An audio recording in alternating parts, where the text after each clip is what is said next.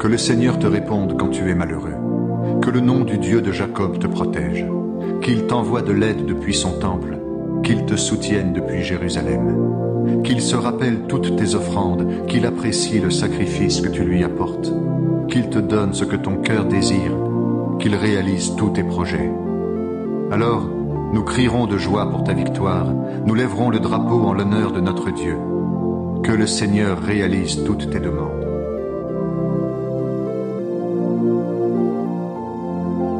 Lecture de la première lettre de Saint Jean. Bien-aimé, qui donc est vainqueur du monde? N'est-ce pas celui qui croit que Jésus-Christ est le Fils de Dieu? C'est lui, Jésus-Christ, qui est venu par l'eau et par le sang, non pas seulement avec l'eau, mais avec l'eau et avec le sang. Et celui qui rend témoignage, c'est l'Esprit, car l'Esprit est la vérité.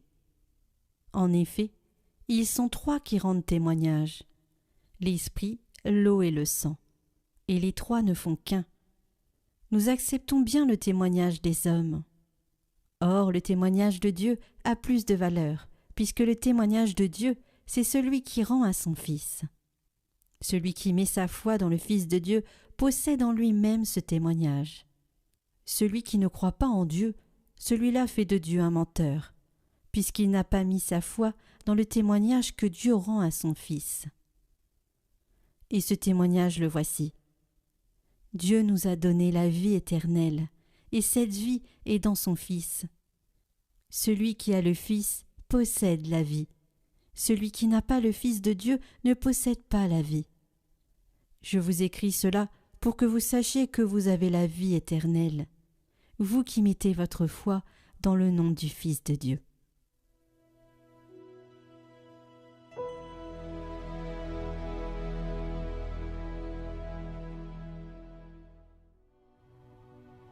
Glorifie le Seigneur, Jérusalem. Célèbre ton Dieu, ô Sion. Glorifie le Seigneur, Jérusalem. Célèbre ton Dieu, ô Sion. Il a consolidé les barres de tes portes. Dans tes murs, il a béni tes enfants. Il fait régner la paix à tes frontières, et d'un pain de froment te rassasie. Il envoie sa parole sur la terre. Rapide, son verbe la parcourt. Il révèle sa parole à Jacob, ses volontés et ses lois à Israël.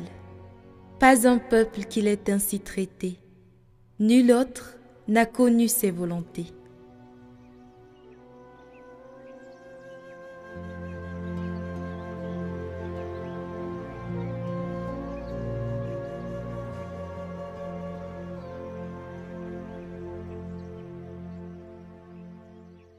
Évangile de Jésus-Christ selon saint Luc.